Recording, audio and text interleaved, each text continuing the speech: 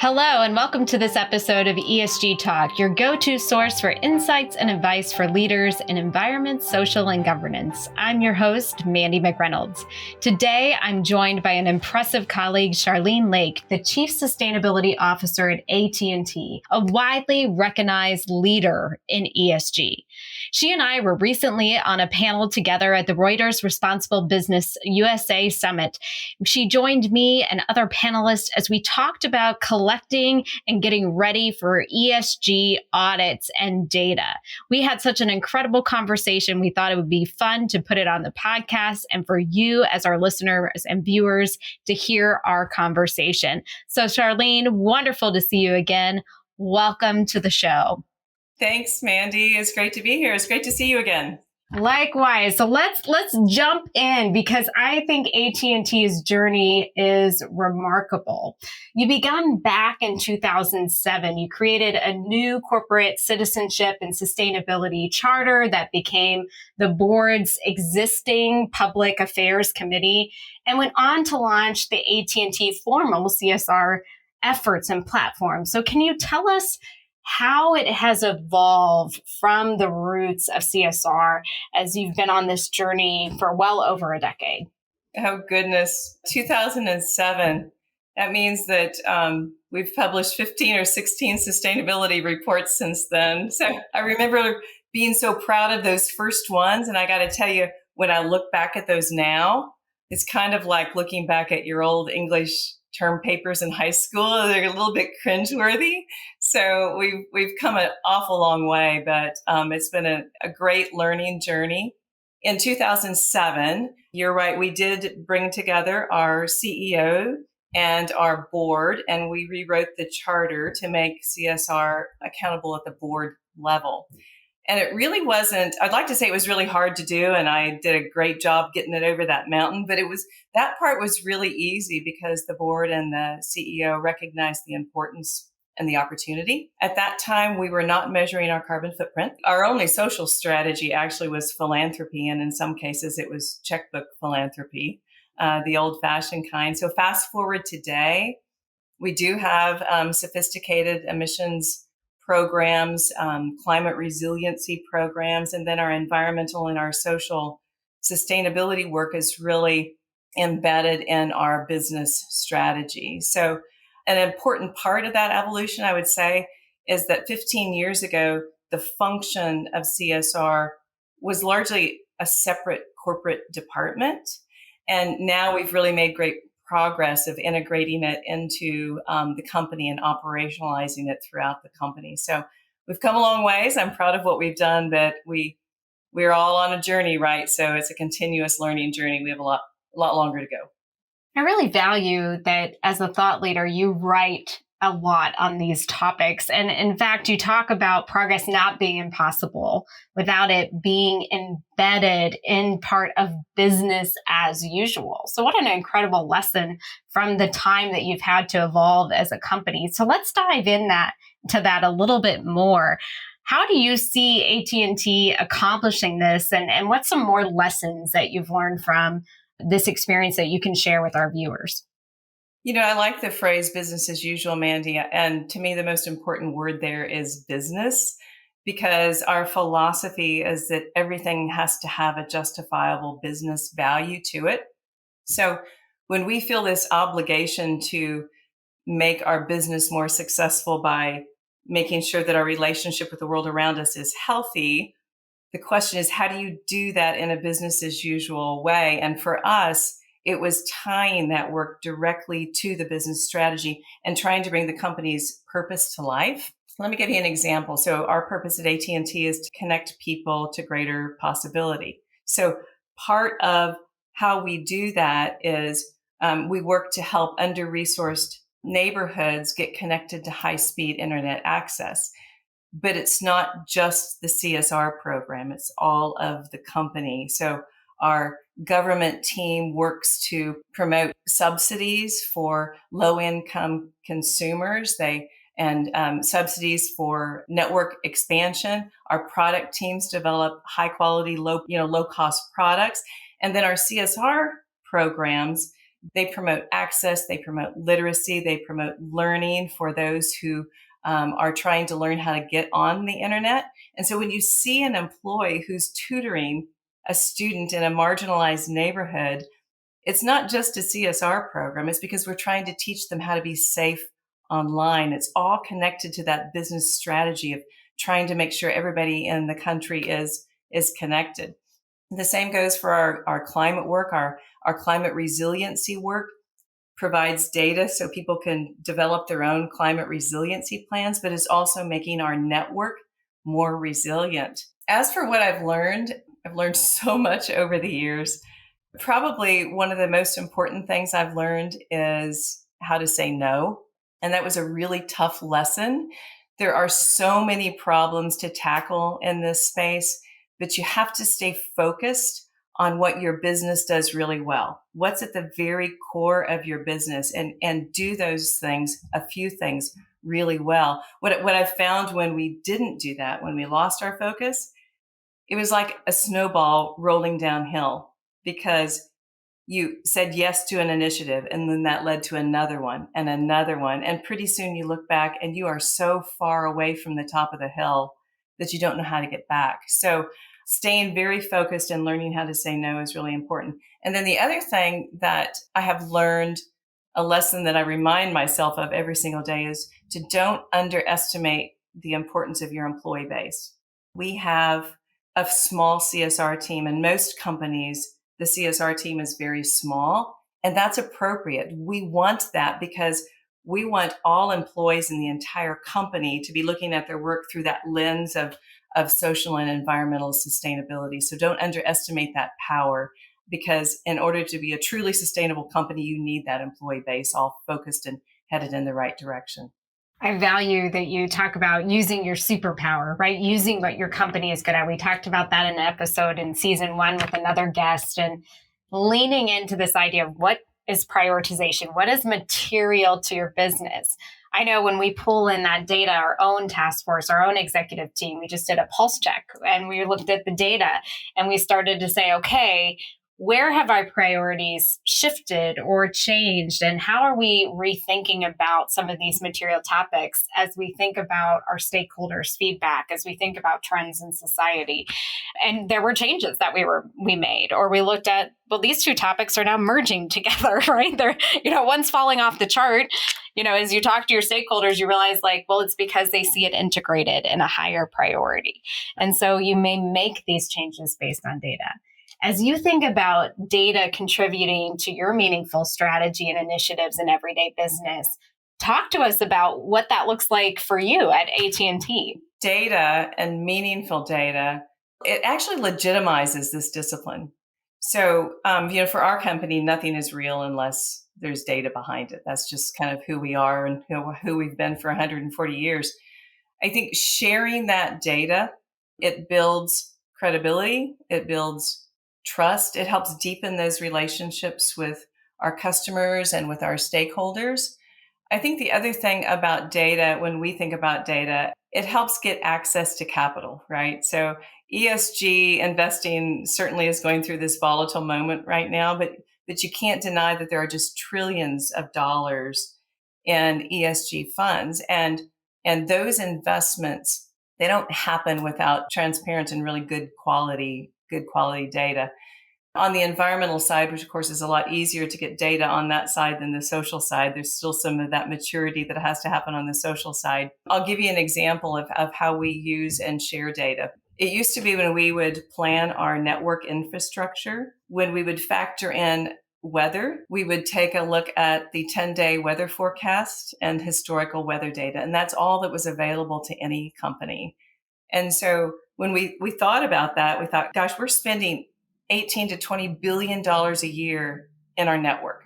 And we want that to be resilient and last for decades, right? So having a 10-day weather forecast was not good enough. So we started working with Argonne National Labs to get data that looked 30 years into the future so we could make smarter decisions. And then we recently worked with FEMA to take that data, provide it to the public through FEMA's new portal, the Climate Risk and Resiliency Portal. So Others could build the resiliency plans. But here's what's so important about data and not keeping it to yourself and actually sharing it.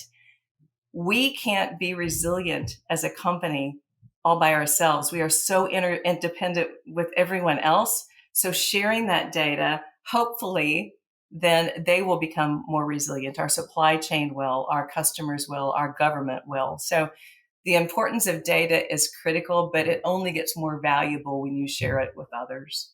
I love that you took that example from an external impact perspective and how it has a mutual impact on the business perspective. And we have to start to think about these things as in tandem, as integrated. That was one disclosure we added, is we see these ESG issues as integrated. They're not separate. One of the things I love to do, because in the panel discussion that we were on together, you really talked about the financial data. So turning it on the inside to the company, the financial data and the ESG data coming together in a single source of truth. I'd love to understand why you think it's important to that right information, the data, the insights, and how you see that really driving the strategy of your company forward. Can you share with our audience maybe some of the thoughts that you shared on the panel? Yeah, I think that recent movement to align with finance actually it's one of the healthiest advancements for this entire discipline that we've ever had. It acknowledges that it's not just a soft science, right? So if we don't manage these issues, they are going to impact our bottom line.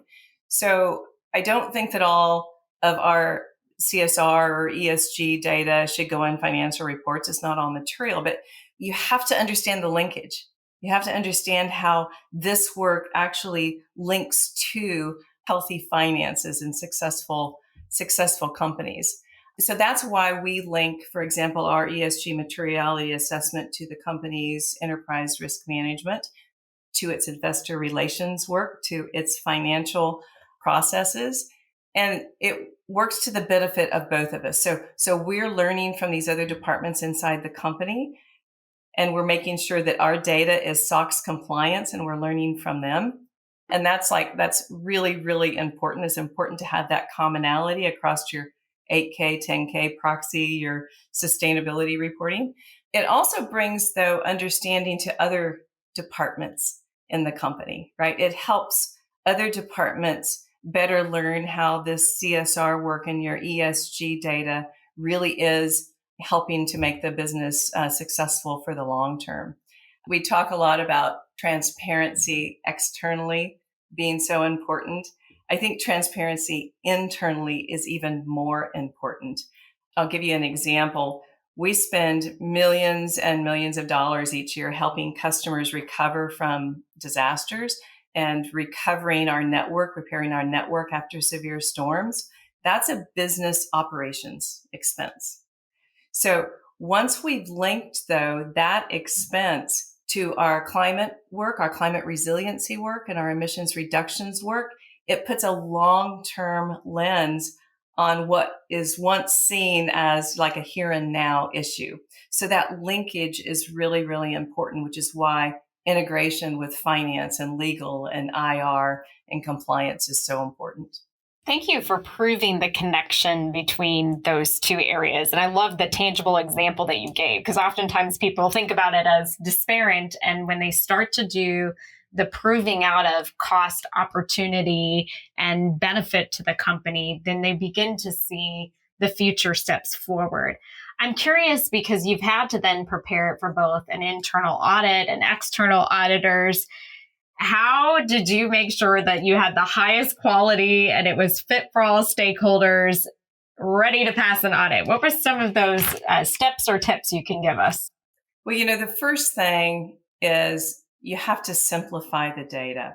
I'll confess, if you will, that we used to report all the data that we could report, but not everything that is reportable should be reported, right? It has to be meaningful data. So simplify the data, but also simplify your processes.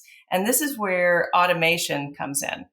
It is almost mandatory now that you have a sophisticated platform for data collection and tracking and calculation and all of that reporting. We've begun to do that ourselves. We have 39 different data sources that we compiled manually. And so we're now automating that to reduce human error, to make sure that we improve that error checking, and to just to establish greater transparency and calculation methodologies. So that would be the second thing is make sure that you're automated and you have a sophisticated platform, and that's going to help ensure that quality data. I would also say always search for a technology solution. And being from AT&T, I could probably sound biased saying that, but technology does provide some assurances. It does help you get that credibility. We lead a connected climate initiative where we're working with other major companies to try to find ways to reduce emissions through 5G and fiber technology. But we're also looking in that process for ways to do better tracking and reporting of emissions data. So definitely look for a technology solution. And then finally, and we talked about this a little bit previously, you have to have good governance. If you're going to have really credible data, you have to have good governance because your data is coming from all across the company. It flows across all departments. You need good board oversight. You need a board committee that's in charge of this work and is accountable to sustainability. You need your audit committee involved and integrated with the enterprise risk management system and compliance. And you need good executive oversight of your ESG strategy. So those would be the things ranging from simplification to technology to governance. And that's how you can make sure that your data is as credible as possible. We talked about that internal governance. Now let's take it back out. I know you do a very robust materiality assessment, a pretty deep dive. You do it every few years. There was one that was last completed. You're getting ready for your next one. I want to know, let's talk about that external governance. How are you thinking about SEC, CSRD, and how that will affect your next materiality assessment as you prepare for it? I think that what's going to happen with the regulations, of course, regulations, anybody in business knows that they can be good, they can be bad. One of the things that is going to be helpful, I think, is it's eventually going to get us to some standardization. And once we get to that standardization, we're going to know exactly what to focus on. So from a materiality assessment, it may simplify our materiality assessment somewhat, but we'll also be able to go deeper because of that. So probably deeper analysis because we're able to focus. For others, actually, it may cause a materiality assessment to be broader because the regulations are coming in and saying what to focus on that they may not be currently working on. I think from a regulation standpoint, we've already seen a lot of these changes begin. A lot of companies internally are changing how they're working with other departments, as we've already talked about. They are focused more on timeliness and on auditability, and that's what automation is going to help with as we look to figure out how do we answer the timeliness that the regulations are going to require. It's not going to be good enough to just rely on a materiality assessment done once every 2 or 3 years. We're going to have to move faster and we're going to have to learn faster. I think what won't change, though, in the materiality assessment or any other of the methods that we use to stay in tune with the external market is the need for contextual information. The standards are going to give us that comparability, but some stakeholders may only want what's in the 10K, right? But others are always going to want that context. And I think once you combine the data with the context, that's when you achieve really high quality communication. So that's kind of how I see it all playing out. We'll certainly be able to have more sophisticated and deeper information as we go forward because we'll know exactly where to focus. What's interesting in the in-between, what I'm noticing too is some of our colleagues are starting to put emerging topics on their materiality assessment, right? So it's like the bottom quadrants, or they're putting arrows, or they're adding dots to show different stakeholders and different arenas on their maps. And so I think people are playing with design to answer an ambiguity. So it'll be an interesting space as we all head towards what you talked about, the consistency or the knowns. And then as stakeholders still have their demands, how do we manage the knowns with the demands and balance that? And we'll see how it comes with that transparency. So let's end with this eye towards the future and keep going down the path we're on. What are you thinking as an industry expert ESG reporting programs will look like? Let's go 10 years out. Let's think really big. 10 years out. What do you think it will look like? 10 years out, gosh, predicting the future is kind of like chasing shadows. I would hope for certain that we have standard frameworks by industry. I would like to see that well before 10 years. I'd like to see that inside of 5 years, but it moves very, very slowly. And I think one of the hardest things I have to deal with is patience, right? But we have to remember in this standard space, even though we've had progress and we're not there yet, if you look back years and years ago at the financial industry, and you know this well, the SEC and Congress called on the accounting industry to put some governance in place after the 1929 stock market crash. Well, FASB didn't come into being until 1973. So I hope it's not going to take us 45 years to get to the standards that we need. But we do have to remember we're really an industry, a discipline that's in like an adolescent phase, right? We aren't a mature discipline yet. So certainly within 10 years, you're going to see more integrated reporting. It's not going to be exclusive, but you're going to see more of it. I do think AI is going to be a total game changer. And again, I can't even get to 10 years on what AI would look like. I think that's going to be much more immediate. I mean, thinking about the predictive analytics, how that's going to help us set better goals. I mean, that will be phenomenal. And being able to do more with less. So think about doing our reporting, having customized reports for different stakeholder groups. That's totally impossible today in our resource constrained environment, but that's something that AI is going to be able to make possible. Our ratings and rankings, my goodness, that will be so much better. They'll be more comprehensive. They'll be more accurate. Investors are going to be able to find quickly what they want. And then AI, but just tech in general is going to get us closer to that real-time reporting or near real-time reporting.